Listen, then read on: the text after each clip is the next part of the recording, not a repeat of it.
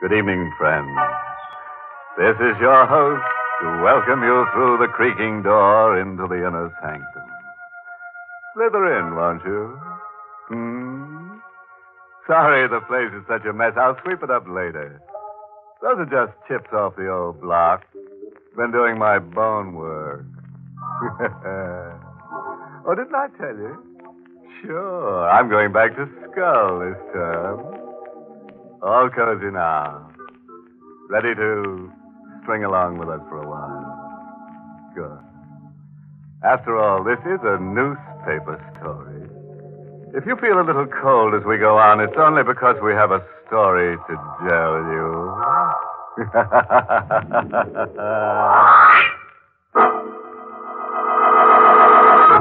Tonight's Inner Sanctum mystery, Death of a Doll, was written by Fred Matho and stars Mason Adams in the role of Will, with Ted Osborne as Bo Cousins. This is the story of Willie Harper and the devil, and how Willie, on his first assignment for the Morning Blade, finds himself at 2 a.m, sweating nervously in the murky shadows of a riverfront street. Willie has a gun in his pocket and a doll that belongs to a dead girl tucked under his arm. A block away, leaning against the one streetlight, impassive, grotesque, ape-like, is the devil, waiting for Willie. I keep saying this is 1948. And I keep saying this is Manhattan. And I keep saying whether you believe in the devil or not, you don't meet him till you're dead. But believe me, that's the devil over there under that lamp. At 3 o'clock, he's coming for me. Sure, you've got a right to think I'm crazy, standing around waiting to be killed with a doll under my arm. This all started 10 days ago around 5 p.m. at the city morgue. McGrundy, the night editor, sent me there on my first assignment. The morgue, he says, is a good place to start for stories. Looks like you might be in luck, son. How's that? Come along with me. What's your name? Will Harper. All right, Willie. Come down to the coolers with me. If I'm very wrong, I've got a story in there for you. The girl in locker number 7. She's been here 4 days. Tomorrow we close the case on her. What does that mean, Mr. Jackson? Means, in spite of everything the police have been able to do, we can't find out her name, where she lived, or anyone who knew her. How was she found? Tugboat crew fished her up the river. Tomorrow, she goes to the city burial grounds in a plain box marked Jane Doe. That's horrible. Just dying and nobody... Do you think she was murdered? There's not a mark on her. Police say she wasn't. But I want you to look at her face and tell me what you think. This is Jane Doe of number 7, son. Jane, this is Willie Harper. I want you to see her face, Willie. Tell me what you see in it. A strange emotion shook me. She didn't seem dead to me. Her skin was perfect ivory. Her hair was fine spun copper. Her lips twisted slightly. I blushed and turned away, catching myself imagining what those lips must have looked like with life's color in them.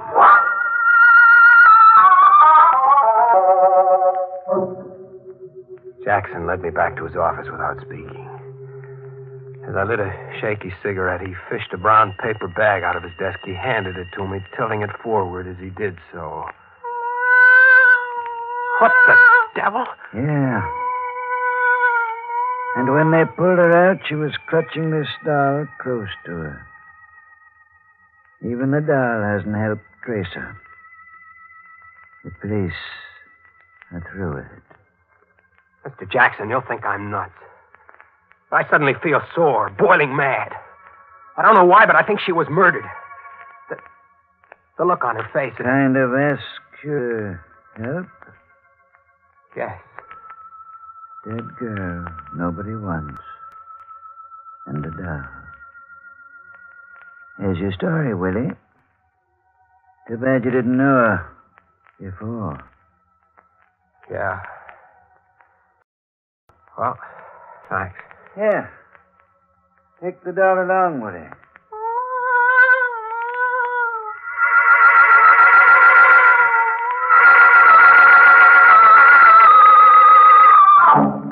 I beat it back to the paper, on fire to do a story about the dead girl and her doll. As I gave McGrundy my report, he stared at me. When I got through, he had a sort of twisted grin on his face, sort of know-it-all. He grunted and tilted the paper-wrapped doll forward. Think she was murdered, huh? Yes. The cops don't think so? No. They're closing her case tomorrow? Yeah. No clues, facts, or anything outside of this doll? None. All right, Hopper. I'll give you another day to find the nasty character who did this horrible thing. Cops have been wrong before. Go ahead. Thanks. I'll get a story. Here, take your dolly along. And keep falling for the dead ones, Hopper. You're better off.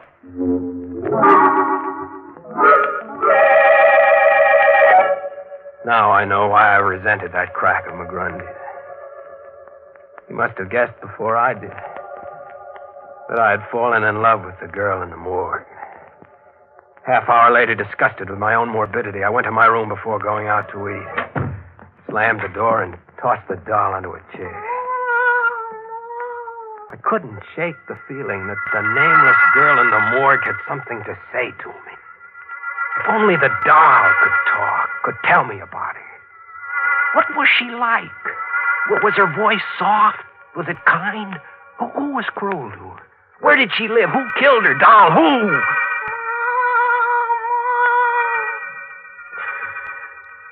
I grinned sheepishly at myself in the mirror. And with that gesture, this story really begins. The next few moments remain electrifyingly vivid. I had set the doll down on the bureau. I didn't touch it. Wasn't even looking at it when a new sound came from it.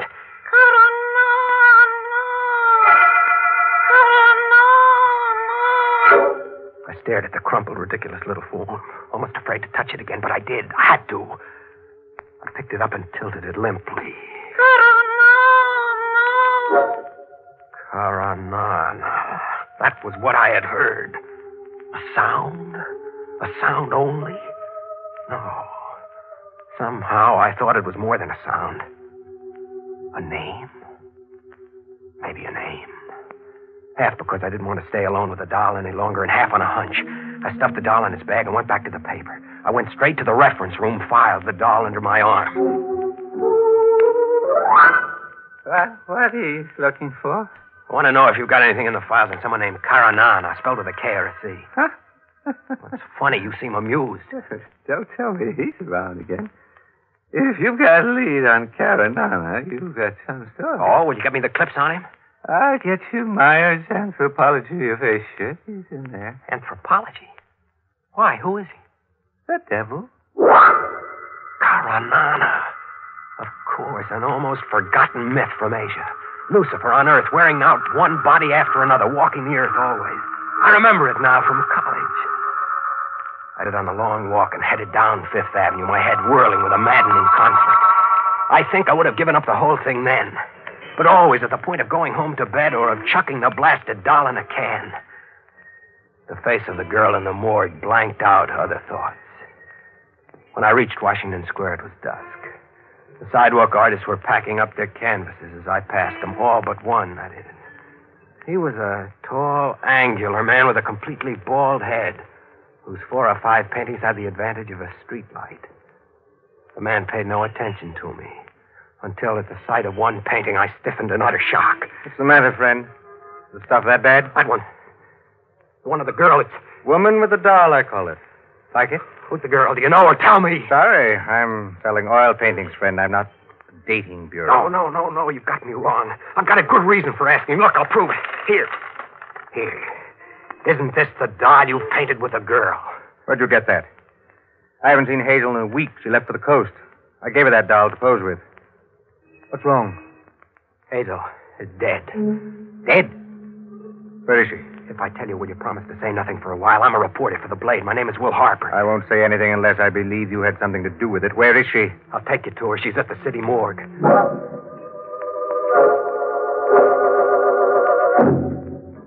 An hour later, we had come out of the morgue. Bo Cousins had simply nodded at my questioning look. Seeing the girl again, knowing her name now, added to the emotions I already felt for her. I had a sudden impulse. I handed the artist Hazel's doll. Are you giving me the doll? No, I want it back. But I want you to tilt it. Make it cross. What did that sound like to you? What did you hear? The doll said, Karanana. You heard it, too. Again, say that name again. What did you hear the doll say? I distinctly heard it say, Karanana. Then I'm not crazy. And do you know who Karanana is, Mr. Cousins? I'm afraid I do.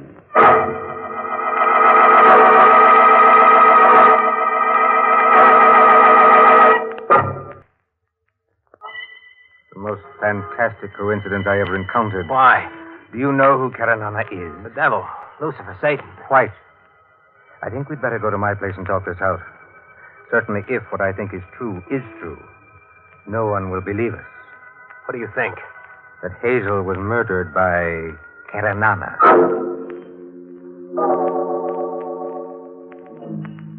I followed Bo Cousins silently along the dark streets of the lower city.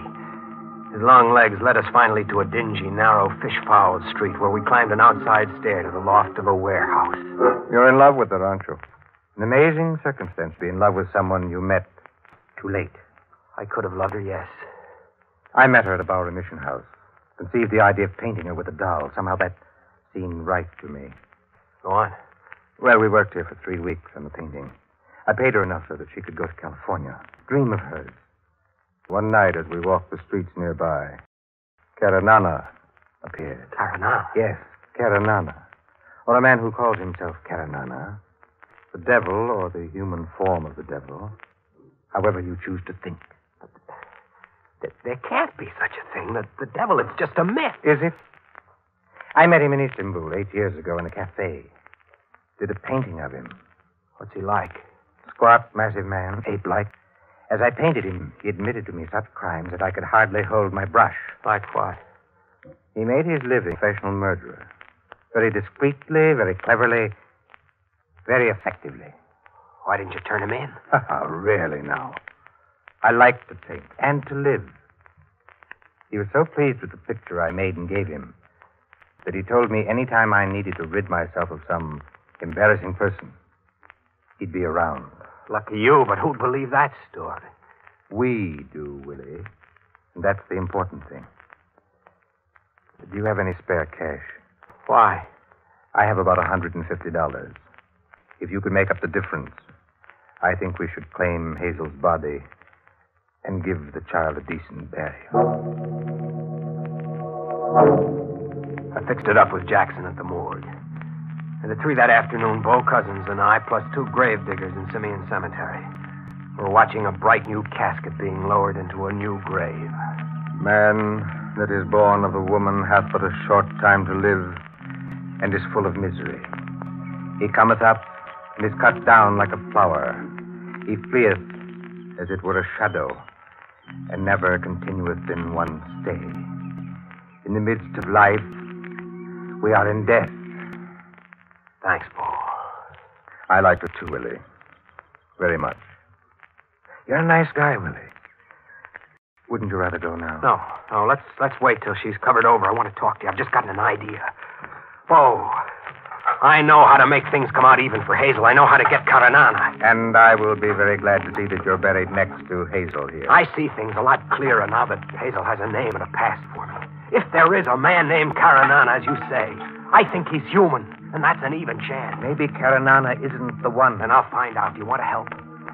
In any way short of being discreetly disposed of, yes. Swell. Karanana said he'd do a little job for you whenever you wanted him to, right? Yes? Then you get in touch with him and... Sorry, Willie. My merchant of death is unreachable. He shows up when he wants to. All right, I'll wait. But when he does, you've got a murder for him to do. I have? Who? Me.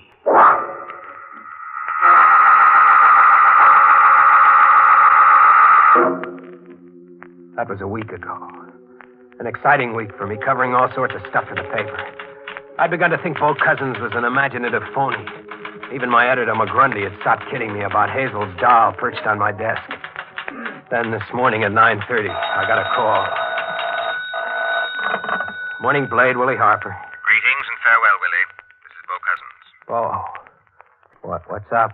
The devil is in town, Willie. He wants to see you. Karanana? Yes, I saw him last night. He was delighted to help me get rid of you. I see. I told him you were a reporter who was planning a story about art which tore my work to pieces. What's the matter, Willie? Change your mind? No. Did he say where?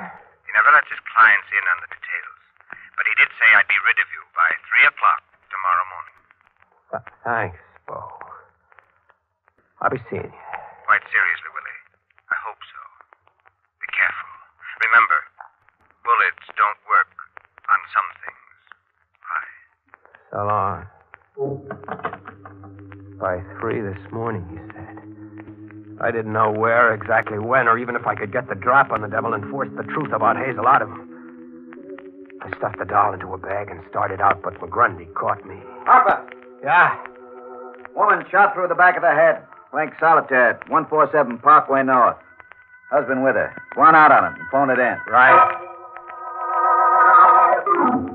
When I hit the lobby downstairs, an unaccountable chill got me in the small of the back. Something made me stop short and turn around. It was my first look at Karanana. He was leaning against a phone booth, a heavy-set, ill-shaped man whose arms sloped weirdly from his neck into a heavy stomach. He was eyeing me impassively. The game was on, I knew. I grabbed a cab to get my story just the same. I phoned the stuff in from the cigar store across the street. When I stepped out of the booth, Karanana had just bought some cigarettes. He turned to me as I froze, waiting. Some murder across the street, huh? Yeah? How'd you know?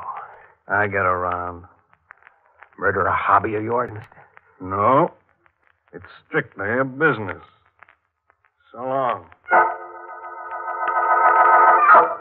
That's the kind of thing that went on all day. McGrundy kept me on the hop, and no matter where I went, Karanana was there ahead of me. This afternoon, I got to my room long enough to pick up my Luger pistol and the license I've got to carry it. He was waiting for me when I came out. Better put it in your inside coat pocket. It shows on your hip. Be seeing you. It's 2:45 now. 15 minutes. And he hasn't moved from under that lamppost in 2 hours. I'm not waiting another minute. I'm going to meet the devil and have it done with. He doesn't move. Will a bullet do it? Can I trick him into admitting Hazel's murder? Or will he kill me first? Well, here I am. Yeah. I see. What can I do for you? It's almost 3 o'clock. You know, you're right. Time sure flies. Well, time for me to get on home, I guess. So long, Willie. It's a trick. A fiend's trick. He's deliberately leaving me with only a few minutes to go. I've got to stop this. I can't go through with it. I'll go to Bo's place. I'll tell him to call it off. I don't want to die. I don't want it. Bo! I was running for your place. That's right. You might be down this way. You look scared to death. And you should be, I guess. I've got to hide, Bo. Let's beat it somewhere. It's almost 3. All right. Quick, across the street, Willie. There's a broken down pier there. Come on.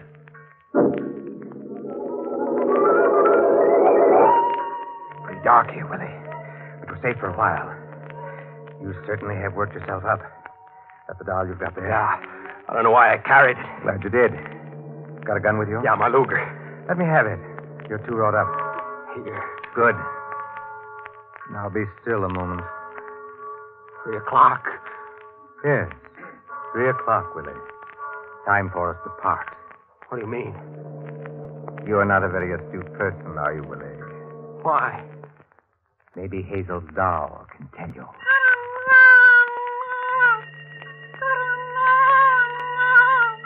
You? No, boy, this is crazy. You're... The same water that receives Hazel is at your back, Willie. The time is 3, and tomorrow you will be fished out with the doll under your arm. You're Karanana. Quite. Farewell, Willie. Hazel, poor sweet child, learned the same truth by accident. Dirty, filthy little... Farewell, Willie. And you shall take your Drop him, dolly cousin! with you. Drop him! Where? I said drop the kid, cousin! Stop! No, I will not! Nana never dies.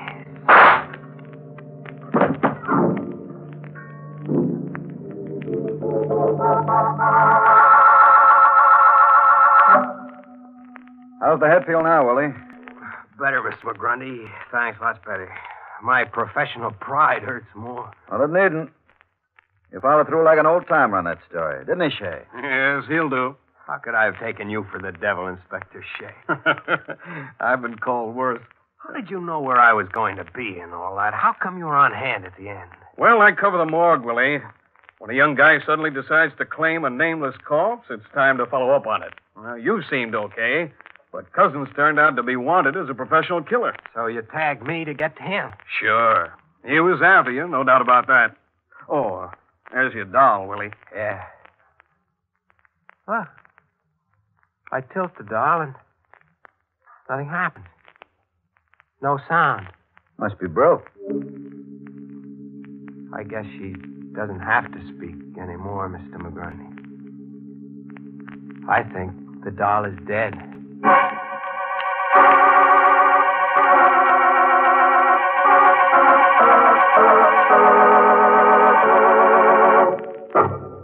Hey. Want to buy a doll? I'll sell it to you, but there'll be the devil to pay. Take a tip from Willie Harper. There's no romance at the morgue. You'll find nothing there except cold, hard figures. Sorry I've got to skip along now, but I've got a date with Hazel's doll. She promised to help me in a grave situation. I've just got to dig up something for next week's show.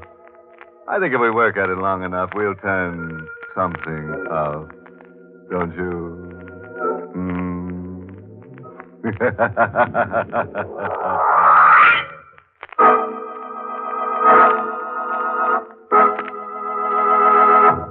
Good night. Pleasant dreams.